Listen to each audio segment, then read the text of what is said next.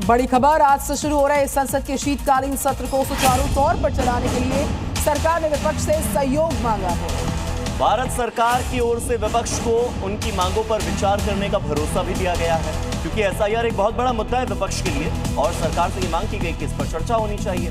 सरकार ने विपक्ष से ये मांग की है कि आप हमें सहयोग कीजिए। सदन को चलाने में सहयोग मांगा है सरकार ने और विपक्ष को भरोसा दिया है कि आपकी मांगों पर विचार जरूर किया जाएगा।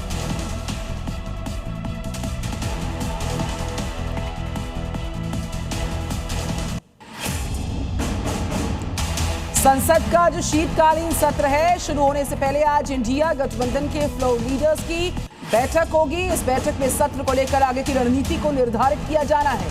तो आज इंडिया गठबंधन की भी बैठक होने वाली है और ऐसे में संसद सत्र शुरू होने से पहले विपक्ष की अपनी एक तैयारी होगी। विपक्ष कुछ अपने मुद्दे तय करेगा। फ्लोर लीडर्स की बैठक में वो रणनीति तय होगी कि कौन कौन से ऐसे विषय होंगे जिन पर विपक्ष चर्चा चाहता है।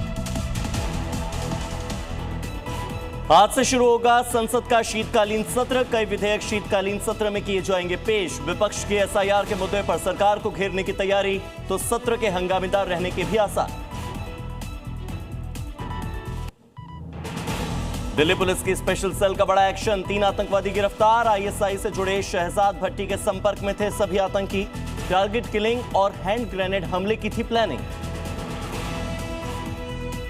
जी न्यूज से बोले टीएमसी विधायक हुमायूं कबीर, कहा बाबरी मस्जिद के लिए होगा जिहाद। अगर टीएमसी छोड़नी भी पड़ी तो छोड़ दूंगा, लेकिन बाबरी मस्जिद का निर्माण होकर रहेगा।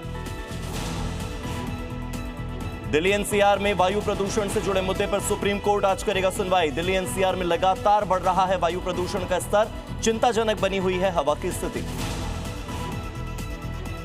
आज श्री कृष्ण जन्मभूमि और शाही ईदगाह विवाद मामले में हिंदू पक्ष की याचिका पर सुप्रीम कोर्ट करने वाला है सुनवाई। याचिका में इलाहाबाद हाई कोर्ट के एक आदेश को दी गई है चुनौती। उत्तर प्रदेश के बहराइच में नहीं थम रहा आदमखोर भेड़िए का आतंक। 24 घंटे में 2 बच्चों की भेड़िए ने ले ली जान। पूरे इलाके में दहशत का माहौल। भेड़िए की तलाश में जुटी वन विभाग और पुलिस की टीम। गोरखपुर में फर्नीचर की दुकान में लगी भीषण आग, लाखों का सामान जलकर हुआ खाक। बाजार में अफरा तफरी का माहौल। चक्रवाती तूफान दितवा का श्रीलंका में कहर, 200 से ज्यादा लोगों की हो चुकी है मौत। भारत ने चलाया ऑपरेशन सागर बंधु कैंपेन।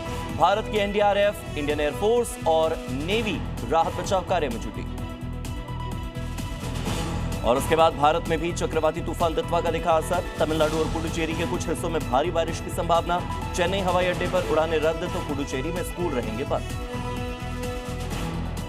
और रोमांचक मुकाबले में भारत ने दक्षिण अफ्रीका को 17 रन से हराया। वनडे सीरीज में बनाई 1-0 की बढ़त। कोहली ने खेली 135 रनों की शानदार पारी। कुलदीप यादव ने झटके 4 विकेट।